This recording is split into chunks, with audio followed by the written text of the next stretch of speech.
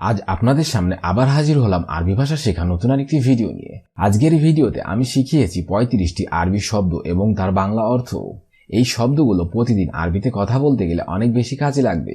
যারা মধ্যপ্রাচ্যে আছেন অথবা যেতে চাচ্ছেন তাদের জন্য এই ভিডিওটি খুবই কার্যকর, কারণ এই ভিডিওটি যদি আপনি প্রথম থেকে শেষ পর্যন্ত দেখেন আপনিও পারবেন আরবিতে অনর্গল কথা বলতে।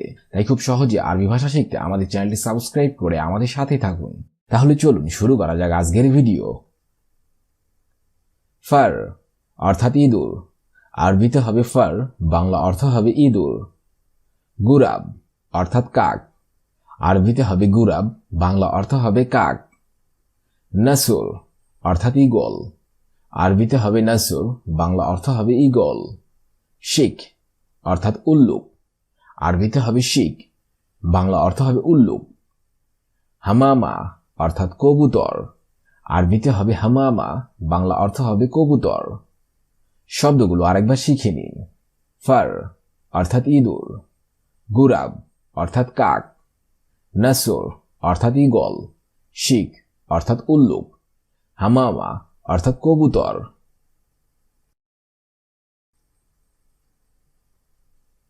বাক্কারা অর্থাৎ গাভী, আরবিতে হবে বাক্কারা, বাংলা অর্থ হবে গাভী। গেলব অর্থাৎ খচ্চর, আরবিতে হবে গেলব, বাংলা অর্থ হবে খচ্চর। কেলব অর্থাৎ কুকুর, আরবিতে হবে কেলব, বাংলা অর্থ হবে কুকুর। হাসারা অর্থাৎ কীট পতঙ্গ, আরবিতে হবে হাসারা, বাংলা অর্থ হবে কীট পতঙ্গ। জামাল অর্থাৎ উট, আরবিতে হবে জামাল, বাংলা অর্থ হবে উট। শব্দগুলো আরেকবার শিখে নিন।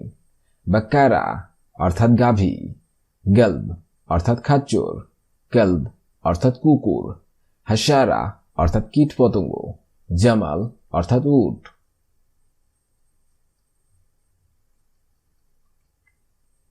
গানাম অর্থাৎ ছাগল, আরবিতে হবে গানাম, বাংলা অর্থ হবে ছাগল।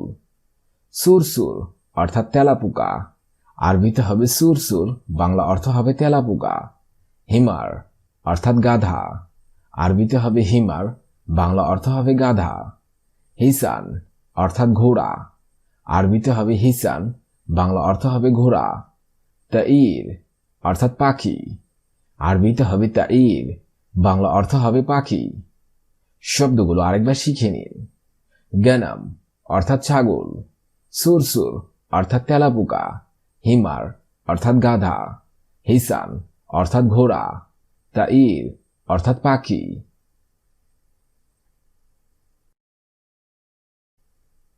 হাইওয়ান অর্থাৎ প্রাণী, আরবিতে হবে হাইওয়ান, বাংলা অর্থ হবে প্রাণী।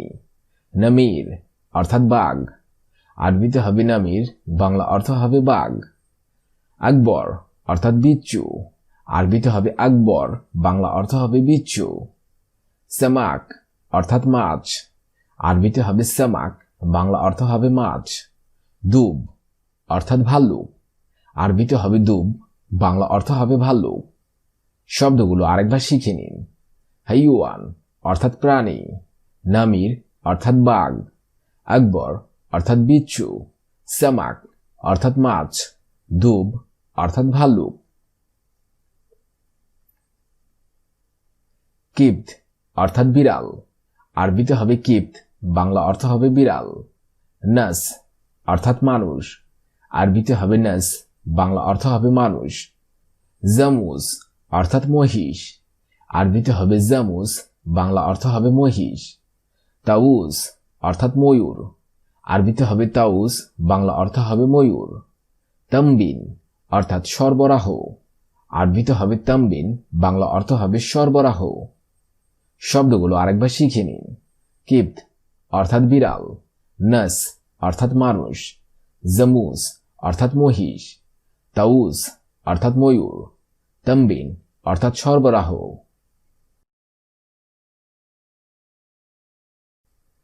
তাসজিল অর্থাৎ রেজিস্ট্রি, আরবিতে হবে তাসজিল, বাংলা অর্থ হবে রেজিস্ট্রি।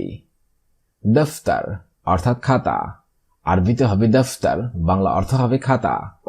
আমুদ অর্থাৎ কলাম, আরবিতে হবে আমুদ, বাংলা অর্থ হবে কলাম অথবা খুঁটি।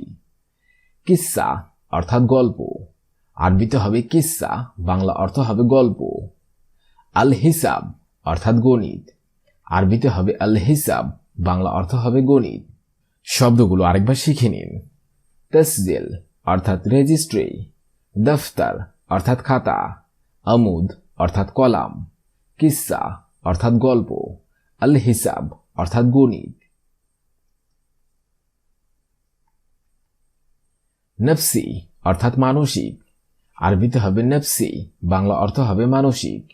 নফস অর্থাৎ একই অথবা একই, আরবিতে হবে নফস, বাংলা অর্থ হবে একই। মশগুল অর্থাৎ ব্যস্ত, আরবিতে হবে মশগুল, বাংলা অর্থ হবে ব্যস্ত। শখসি অর্থাৎ ব্যক্তিগত, আরবিতে হবে শখসি, বাংলা অর্থ হবে ব্যক্তিগত। খাস অর্থাৎ বিশেষ, আরবিতে হবে খাস, বাংলা অর্থ হবে বিশেষ। শব্দগুলো আরেকবার শিখে নিন। নফসি অর্থাৎ মানসিক, নফস অর্থাৎ একই, মশগুল অর্থাৎ ব্যস্ত, শখসি অর্থাৎ ব্যক্তিগত, খাস অর্থাৎ বিশেষ।